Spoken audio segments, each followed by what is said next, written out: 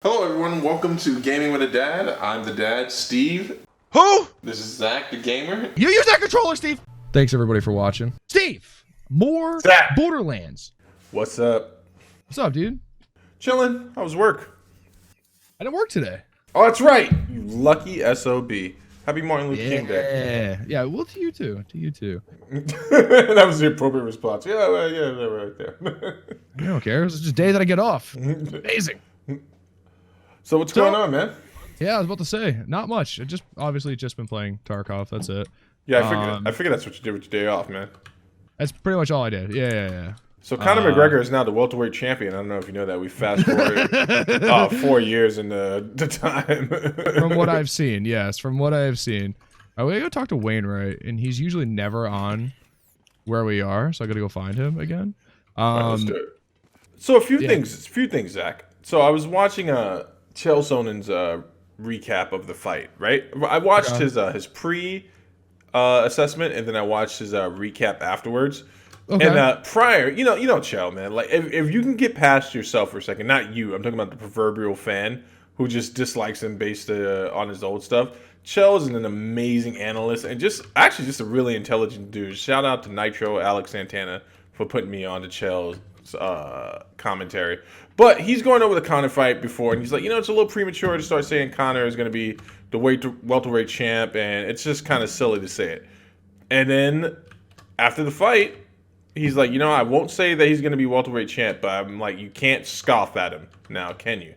After what we just saw. And I was like, wow, that's a really serious statement he just made. Yeah, I don't know how he fares against a true 170 though. That's a good point, and that's my point exactly. But Chael brought up something that was really interesting. He was like, you know what? Even Conor said he wasn't entirely impressed with his performance tonight, that he's still not quite there yet. He was like, so if that was Conor working at like 70%, that was pretty amazing. And I got to admit, I'm not going to fall into fandom, but I've seen a lot of people throw those shoulder strikes before, and I'm sure you have too. They're usually just to kind of keep your opponent thinking. Conor did it, and he ducked down and did it. I don't think I've ever seen anyone do that before. Actually, you know what? I saw this, and I was hoping we were going to talk about this. The one person who did it, and I think it was 2018, was Ricky Simon did it, and then knocked, I forget who it was, but on the ground with a shoulder strike, very similar. I'm sorry, did you say Ricky Simone, the man with the most beautiful mullet in the UFC? Yeah, and the guy that gets that shout out in the weird dance video you sent me. Ricky Simone. Yeah, it does sound like that. Have you listened to that? Yes, yeah. The same thing. That's all I hear now. Oh man, that's interesting. I would let him beat me up just so I could look at that beautiful mullet. But yeah, that was an amazing an adjustment with the shoulder. Yeah, it was a really good adjustment because that is not a spot that Conor wanted to be in. No, if he sweeps him and goes to the ground, that is not a good spot for Conor there. Yeah, that's the whole that would have been the fight. So Conor threw that threw a Superman punch, I think it was with the left, missed. Yeah, right at the start. Yeah, and Donald ducked under it, and then Conor made the adjustment, and that really busted Cerrone up. And then that head kick. I would like to see more combos from Conor. I'd say the same thing about Conor that I say about So Stephen did you see how he set that up, though? I saw someone break this down. He actually set that up.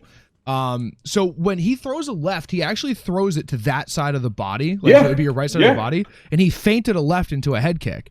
And Cowboy ducked it to go under and got hit in the face. So yeah, he set that up. It was a really nice strike. I'll give him that, for sure. I was also... But...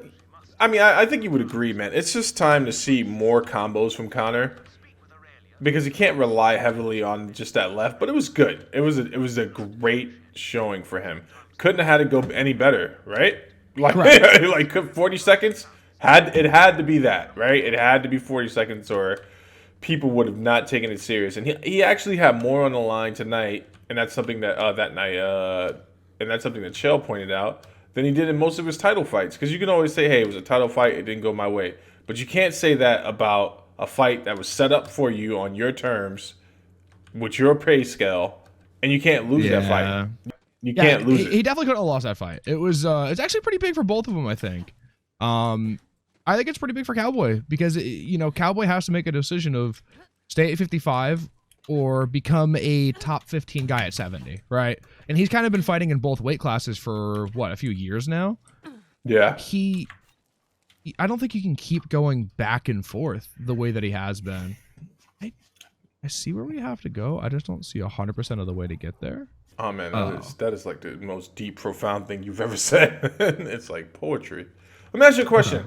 Masvidal's star just got a little diminished, didn't it? I was talking to King Cash about this. He didn't agree with me, but it's like Masvidal was doing really good, and people like to hear his banter. And then Conor comes back, and it was like, it just doesn't mean anything anymore, except in the regard that like people want to see him fight Masvidal. Now, I was explaining this to my wife, why Masvidal is a bad matchup for Conor. And when I say bad, I mean problematic, if I'm being mature about it, because Masvidal does throw punches and bunches. He's got great combos, right? And that's deadly for any stand-up fighter in the UFC. I mean, in MMA in general, because most of the times a lot of guys are like one strike and done, not because of a skill level, but because they don't want to get taken down. But if you're dealing with another striker and he can switch it up from head to body, you know, that's pretty advanced stuff for MMA striking. Masvidal's it could be a real problematic matchup for him. But then again, it's like I always forget that Conor's not just some slouch with a one punch hit, right? This dude's actually got a high fight IQ, and he sets some really good traps. Even that idiot Paulie Maldonado, the boxer, says like, yeah, he was like, yo, he sets really decent traps. So we'll see where this whole thing goes, man. Yeah, you know what? I said this to my group chat, right? It's really just a gaming group chat, but you know, 4 out of 5 of us watch fighting. It would take a lot for me to get excited again for Conor. I was not excited for this fight. We had talked about this a few times, right? I wasn't excited for this fight because it didn't really mean anything. Doesn't mean anything. Right. Okay, cool. Conor's back. Whatever. What does that mean in the grand scheme of things? Right?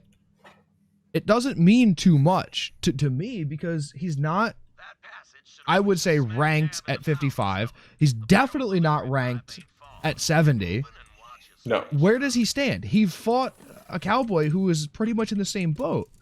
Yeah, he's probably a top 15 guy in both divisions, but he's also not winning a championship anytime soon. So that doesn't really mean much for a fight for either division.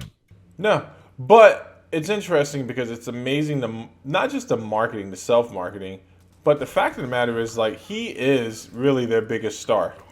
And it becomes evident not because of the way they push him, but because of the way people respond, you know?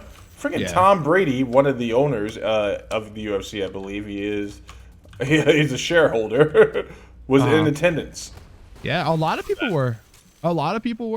But it's because the I don't even know what to call it, the pomp and circumstance around a Conor fight, right? I don't know how to describe it other than that. But because you need that in combat sports. Anything. Right, you do. But I don't know. I guess I would consider myself a purist, I guess. I just don't think he's important to the sport anymore. At one point, Conor was maybe the most important fighter, and he might be the most important fighter of like the last decade because of what he did for the sport. But right now, you know, there are no one as big as Conor, but there are 3 or 4 people in the UFC right now who, for you know, not a casual fan, are way more exciting, way more compelling, way more of a draw. Well, what you've done is you've stepped from casual fan into someone that actually is, you know, you're a fan. You're an enthusiast. You know what I'm saying? And you're not just looking at the person that's popular, even though Conor is popular and he's talented at the same time. But you're able to see, like, hey, man, maybe this card doesn't suck, even if there aren't any big names on it. The fact of the matter is, it turned out to be a pretty decent card in spite of itself, right? I watched it from the very first fight to the very last fight, and I thought it was an okay card. Kind of boring at times. There were just not enough, I don't know, meaningful fights on it for me to be, you know, fully interested. But I watched the entire thing. So Khabib wants $100 million for the fight, for the rematch. Yeah, I saw that. The rematch doesn't interest me. Conor just won at 170. He didn't cut to 55 and win. He just won at 70. I would actually not mind seeing the Conor versus Masvidal fight. And when I say not mind, I would rather see that than that. Than Khabib again. Yeah, than the Khabib, because I'm not convinced it's going to go any different. But that's not the reason you should watch a fight, right? There is a level of drama to a fight, even if you're beyond the point of being a casual fan, and you're in the enthusiast level, right? Nobody would have wanted to watch Frazier versus Joe if it was just the enthusiast, the initiated. Right. People wanted to watch because of the drama and the backstory behind that. So we'll see how this whole thing shapes up, man. So what about Roxanne and Maycee Barber? Man, does that fight go different if Maycee doesn't tear her ACL? I guess we'll find out, because they're early on, right? Because they're gonna run that back, right? They're not gonna let that stand. I think I was in the middle of a Tarkov raid when that fight was going on. I saw that Roxanne was just putting on an absolute clinic, though. Clinic on there. Yeah, it wasn't even close. But she tore her ACL very early on, right? Yeah, but you know what? She didn't tear it by accident. She tore it in the transition, fighting with a game opponent. So I'm gonna give that one to Roxanne. You know what I'm saying? I'm gonna give that to her. It's like Tyron Woodley when he was fighting Carlos Condit. He hurt Carlos's leg. It wasn't an accident. So, but to answer your question, yes, fight goes very different. I think Maycee probably would have got her timing after a while and made a comeback. But good for Roxanne, right? Yeah, for sure. Absolutely. Yeah, I definitely did not expect that fight to go that way off the start. Oh, I totally ate crow. Yeah, I'm actually I don't know if I'd say I'm a huge Maycee Barber fan, but I'm definitely a fan for sure. She comes out of an interesting camp, especially for the way that she fights compared to the rest of everyone else in her camp. Yeah. So, because Askren's her head coach. Really? I think that's how it is. He was definitely the head cornerman. I didn't know if you noticed that or not. No, actually, I missed the fight because I was still at work. Yes, he was the head cornerman for sure. I don't know if he's the head coach, or if it's Duke Rufus, right? Rufus Court. Yeah. But I really have a feeling that Askren is really her head coach. Did you see Jessica Eyes went straight thirst trap for Jorge Masvidal? Yeah, I saw that. That was hilarious. yeah, that was really funny. Good for her. Good for her. Oh, well, I mean, you say something like that, it raises your stock, right? Oh yeah, 100%. That is the aspect of good for her that I mean here. Now the question is, did Jorge slide over afterwards?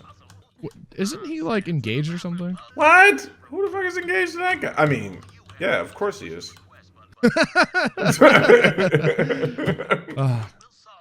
I'm pretty much over the fighting talk. It wasn't a very good card. It was good enough. I know. We had to make our rounds though. We had to. Yeah. You didn't show up last night to recording to do it, so we had to do it today. Were we supposed to record last night?